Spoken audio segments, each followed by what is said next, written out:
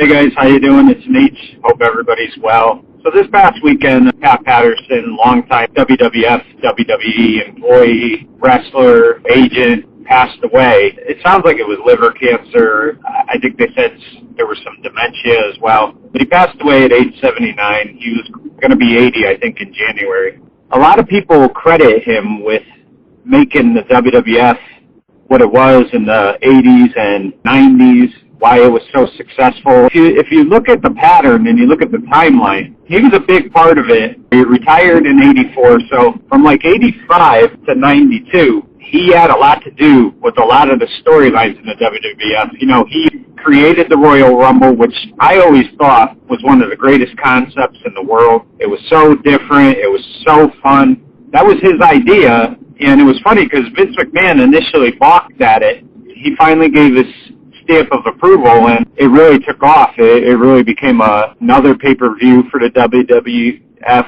Has been a success for going on over 30 years now. You look at all the storylines that go on over the years.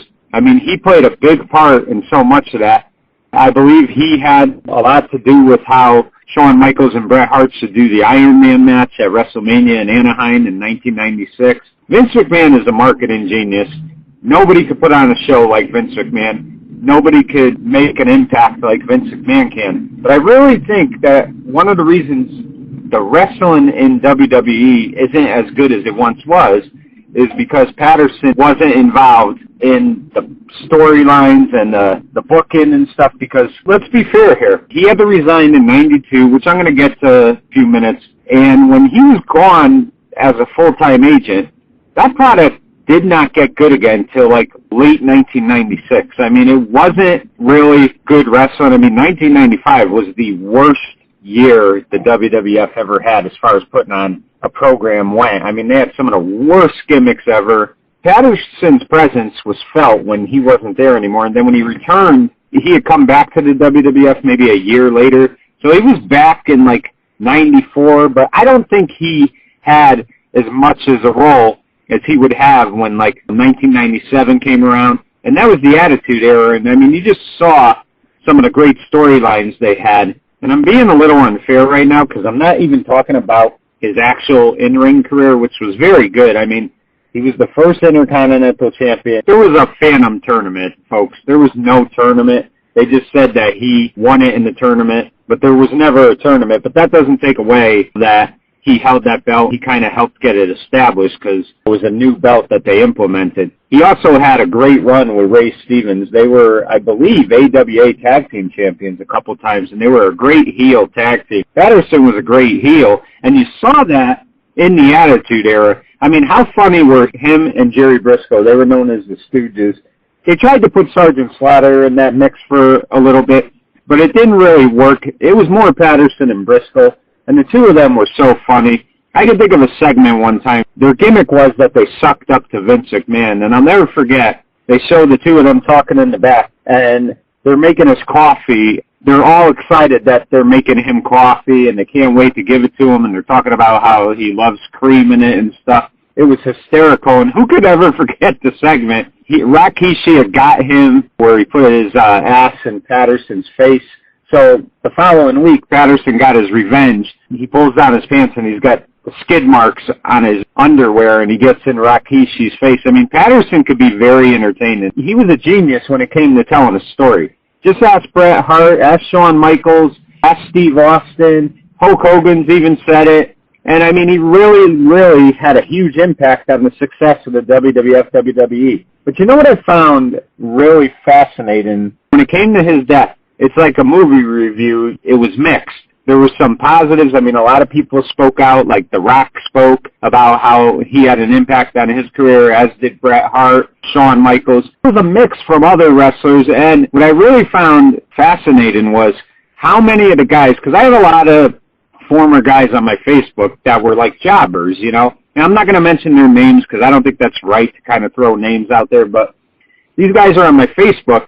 And all the guys that were jobbers who didn't really win that much do not talk about him favorably. One guy said, "Rest in peace, sorry, no praise from me." And another guy said, "Sorry that he died, but if you knew what I knew." So There was a lot of controversy with Patterson in the early 90s. There was a big accusation thrown out about him, and I'm not going to get into it. I think you guys could read it if you really want to know about it. What amazed me is a lot of the stars speak favorably of him, but the guys who were middle-of-the-card guys or jobbers or don't. And it's almost like Patterson must have treated the superstars better than he treated the other guys, because all the stars talk very good about him. You know, the only guy I ever heard really talk bad about Patterson, well, a couple guys. I always heard superstar Billy Graham criticize Patterson, but Rowdy Piper was no fan of Patterson. Over the years, Piper has made it known he was no fan of Patterson. But other than that, I've never really heard a star talk bad about him.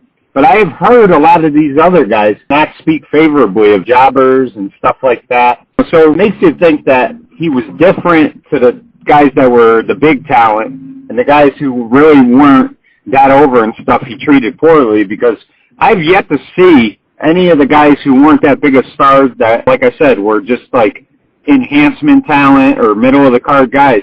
None of them have talked good about him, which I found very interesting. He definitely had some issues. I mean, we're never going to know, guys, what was true and what wasn't true. I do know he had to resign in 1992 over an incident. He was hired back probably a year later, and the rumor always is he never really was out of the company. They just had him keep a low profile, but he was still getting paid and stuff. We're never going to really know what really happened. You know, I would never go by what superstar Billy Graham said, because Billy Graham changes his stories every single day. I mean, that's one thing about Billy Graham. He's a great talent, and he's a legendary wrestler, but he's also a guy that had a lot of resentment towards Vince McMahon and his company. He has said things over the years that are very negative towards Vince, and then he'll say them, and then a couple years later he'll say, oh, I love Vince, this and that. So you can't ever take him too seriously. Just amazed me in that sense what you saw. Like, there was positives and negatives about Patterson. But I will say this, and this is the story I meant to bring up.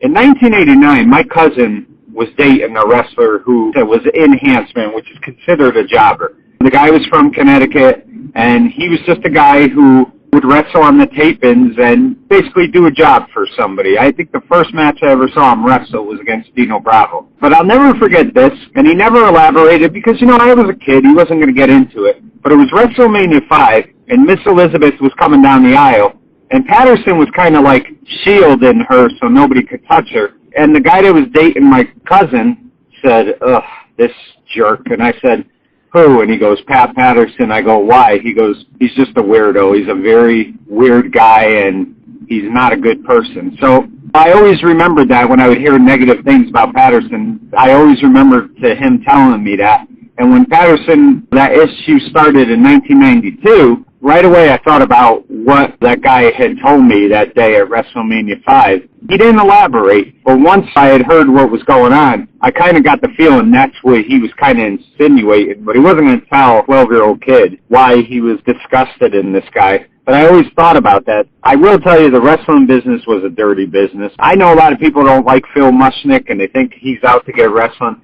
but I guarantee you that a lot of what Phil Mushnick writes is probably true. He left his mark in wrestling, not only as a wrestler, because he was a good wrestler, and I mean, he was a star. He wasn't a world champion, but you know what? He was a very good heel. He was the first Intercontinental Champion.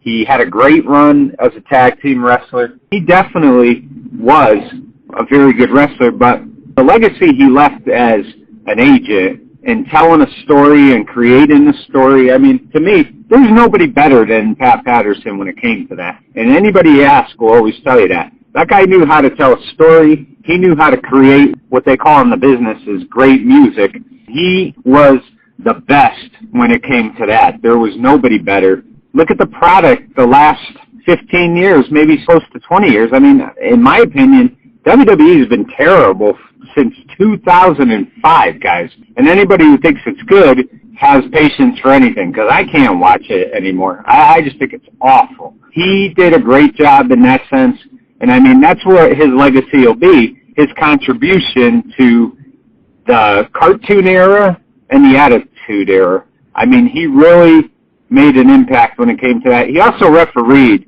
some very infamous matches. He was the referee in the first WrestleMania in the main event between Piper and Orndorff.